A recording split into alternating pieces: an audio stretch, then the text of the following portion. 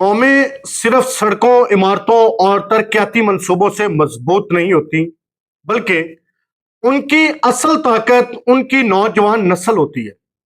مگر جب اسی نسل کی رگوں میں خوابوں کی جگہ منشیات کا زہر اتارنے کی کوشش کی جائے تو یہ صرف ایک جرم نہیں رہتا، بلکہ مستقبل پر حملہ بن جاتا ہے۔ ایسے میں جب قانون حرکت میں آتا ہے تو معاشرے کو ایک امید ملتی ہے کہ ابھی محافظ جاگ رہے ہیں۔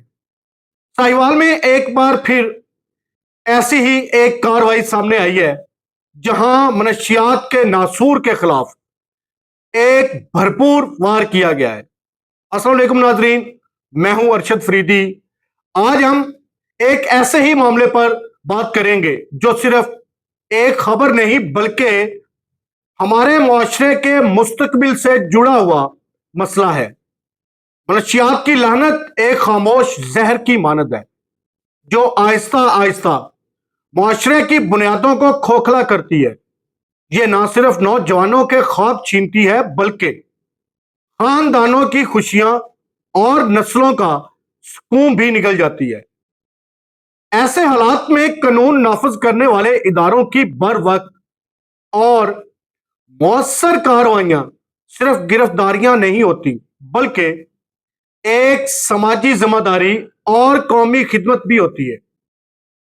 Director counter narcotics force Sahiwal division کی خصوصی ہدایات کی روشنی میں نارکوٹکس کنٹرول اسٹیشن ساہیوال نے اڈا کمیر کے علاقے میں خفیہ اطلاعات پر مبنی ایک کامیاب انٹیلیجنس بیسڈ آپریشن کیا۔ ناظرین محترم، اس کارروائی کے دوران منشیات سمگلنگ میں ملوث ایک ملزم کو گرفتار کیا گیا، جبکہ اس کے قبضے سے 6 کلو گرام سے زائد چرس اور 1200 گرام سے زائد افیون برآمد ہوئی۔ برآمد شدہ منشیات تحویل میں لے کر قانونی کارروائی کا آغاز کر دیا گیا۔ ناظرین، یہاں ایک سوال ہم سب کے لیے بھی ہے، آخر وہ کون سے عناصر ہیں جو چند سکوں کی خاطر معاشرے کے مستقبل کا سودا کرنے نکل کھڑے ہوتے ہیں؟ اور کب تک ہمارے نوجوان ایسے زہریلے کاروبار کا ہدف بنتے رہیں گے؟ یہ حقیقت ہے کہ منشیات فروش صرف قانون کے مجرم نہیں بلکہ معاشرتی اقدار اور آنے والی نسلوں کے بھی دشمن ہوتے ہیں۔ یہی وجہ ہے کہ کاؤنٹر نارکوٹکس فورس وزیر اعلیٰ پنجاب کے ویژن کے مطابق زیرو ٹالرنس پالیسی کے تحت بھرپور کارروائیاں جاری رکھے ہوئے ہے۔ یہ کامیاب آپریشن اس حقیقت کو بھی واضح کرتا ہے کہ اگر ریاستی ادارے عزم اور حکمت کے ساتھ میدان میں ہوں تو جرائم کے بڑے سے بڑے نیٹ ورک بھی زیادہ دیر قائم نہیں رہ سکتے۔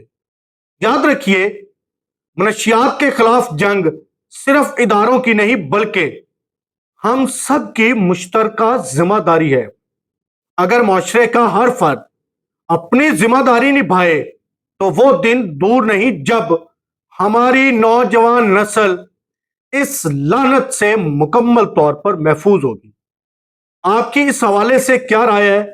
کیا منشیات فروشوں کے خلاف مزید سخت قوانین اور فوری سزائیں ہونی چاہیے؟ کمنٹ میں اپنی رائے ضرور دیجیے گا۔ دعا ہے اللہ پاک ملک پاکستان کو ہمیشہ قائم و دائم رکھے۔ اسی کے ساتھ دیجیے گا اجازت، نئے ویلاگ تک اپنا بہت سارا خیال رکھیے گا۔ پاکستان ہمیشہ زندہ باد۔ اللہ حافظ۔